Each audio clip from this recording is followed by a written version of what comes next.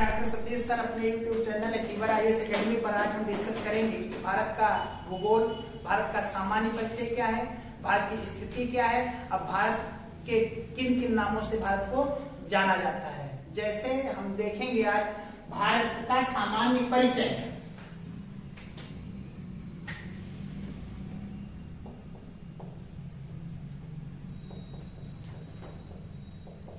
सामान्य परिचय, यदि हम भारत के परिप्रेक्ष्य में यदि हम देखें तो हम पाते हैं कि भारत को कई नामों से जाना जाता है।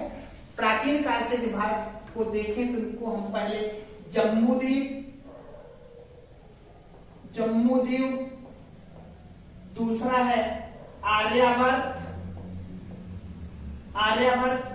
तीसरा है हिंदुस्तान, चौथा है भारत और पांचवा है आपका इंडिया जिसे कहते हैं। यदि हम जम्बूद्वीप की बात करें तो हम देखते हैं कि जम्बूद्वीप का उल्लेख बौद्ध ग्रंथ सुत्त पिटक तथा विनय पिटक में किया गया है, वहां से भारत को जम्बूद्वीप कहा गया। यदि हम आर्यावर्त की बात करें तो आर्यावर्त की अवधारणा भारत में आज लोग जब भारत में आए थे तो उन्होंने इस अवधारणा की बात की कि भारत का नाम आर्यावर्त होना चाहिए। क्यों? क्योंकि आज लोग मध्य एशिया से भारत में आए थे और वो एक चारागाह की तलाश में भारत में आए और यहाँ के मूल निवासी जो द्रविड़ थे उनसे उनका क्या हुआ, युद्ध हुआ, जिसमें वो हार गए और आज लोग यहाँ पर सत्ता का क्रियान्वयन करने लगे। यदि हम बात करें हिंदुस्तान की तो हिंदुस्तान के सिंधु के लोग साना बोल करके हा का प्रयोग करते थे, इसलिए वो सिंध न करके हिंद कहते थे, इसलिए इसका नाम हिंदुस्तान पड़ा। यदि हम बात करें भारत की तो भारत भगवान राम के जो भाई थे भरत, उनके नाम पर भारत का नाम पड़ा। और यदि हम बात करें इंडिया की तो इंडिया का जो शब्द प्रयोग किया गया यूनानी लोगों के द्वारा किया गया था, इसलिए इसको हम इंडिया के नाम से जानते हैं। यदि हम भारत के जियोग्राफिकल एरिया की बात करें तो भारत का जो विस्तार है ये दक्षिण एशिया में देखा जाता है। यदि भारत की स्थिति की बात करें तो ये दक्षिण एशिया के मध्य में पाया जाता है। यदि इसका विस्तार की बात करें तो इसका जो आकार है वो समचतुष्कोणीय माना जाता है। इसका जो आकार है वो कैसा है, समचतुष्कोणीय माना जाता है। यदि इसकी आकृति देखें तो आकृति में देखते हैं तो हम पाते हैं कि इसका विस्तार उत्तर से दक्षिण में अधिक है, पूरब से पश्चिम कम है। यदि इसके बीचों बीच स्थिति की बात देखें तो इससे बीच से रेखा निकलती है जिसको हम कर्क रेखा कहते हैं, ट्रॉपिक ऑफ कैंसर। ये भारत के 8 राज्यों से होकर गुजरती है। ये 8 राज्य कौन कौन से, हमेशा प्रश्न आपसे पूछा जाता है कि कौन से राज्य हैं जहां से ट्रॉपिक ऑफ कैंसर नहीं गुजरती है।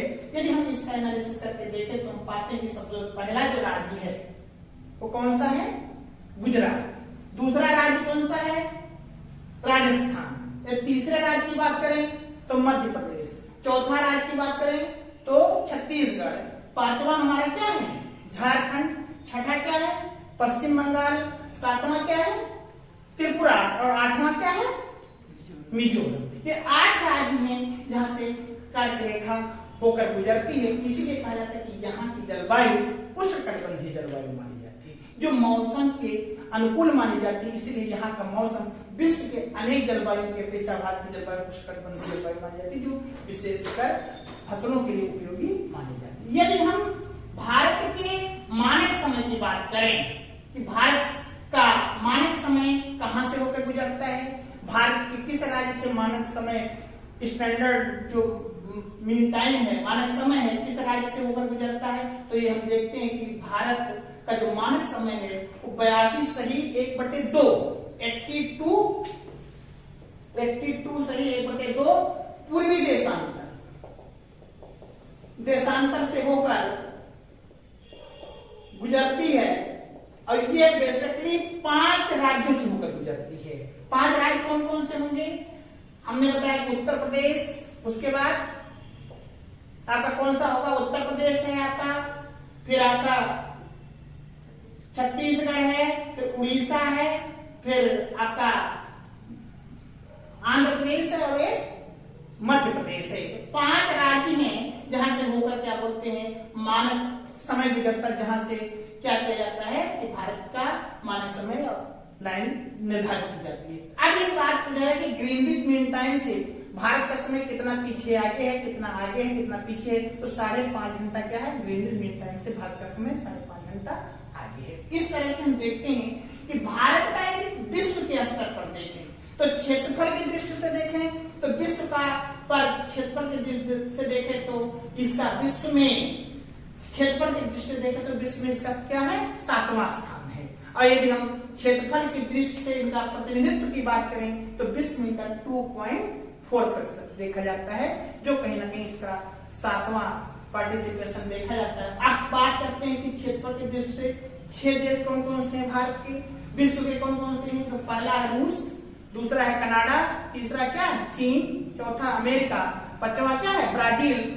छठा हमारा ऑस्ट्रेलिया होगा, 7वां हमारा भारत होगा। यानी विश्व का जो प्रतिनिधित्व है ये 2.4% क्षेत्रफल की दृष्टि से पार्टिसिपेट करता है, जबकि क्षेत्रफल की दृष्टि से आकार में इनका स्थान 7वां देखा जाता है। यदि हम भारत का उत्तर से दक्षिण विस्तार देखें, पूरब से पश्चिम विस्तार देखें, तो जो इनकी लंबाई देखते हैं तो हम पाते हैं कि उत्तर से दक्षिण जो इनकी लंबाई है वो 3214 किलोमीटर है, 3214 किलोमीटर है, जो उत्तर से दक्षिण में इनको बांटती है। यदि हम पूरब से पश्चिम की बात करें तो ये पूरब से पश्चिम की बात करें तो इसकी कुल लंबाई 2933 किलोमीटर मानी जाती है।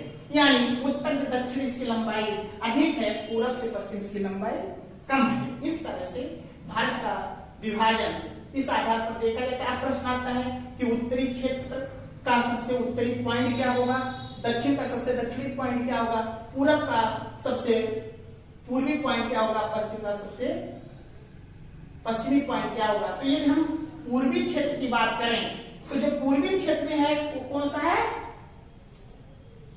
कुआलू ना, कुआलू। और पश्चिमी से क्षेत्र में आता है सर क्रीक।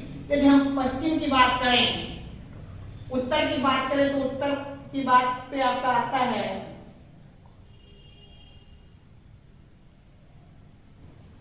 दक्षिण में आपका है क्या बोलते इंदिरा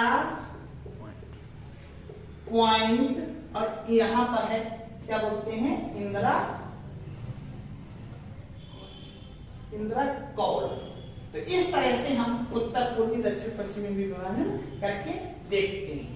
रही बात इनकी जनसंख्या की दृष्टि से देखें तो जनसंख्या की दृष्टि से भारत का विश्व में कौन सा स्थान है, दूसरा स्थान है। यदि प्रथम स्थान देखें तो प्रथम स्थान किसका है, चाइना का है। यदि हम क्षेत्र राज्यों के परिप्रेक्ष्य में देखें तो वर्तमान में भारत में कुल कितने राज्य हैं, 28 राज्य हैं और क्या बोलते हैं 8 केंद्र शासित प्रदेश हैं, जिसके आधार पर हम भारत का विभाजन करके देख सकते हैं।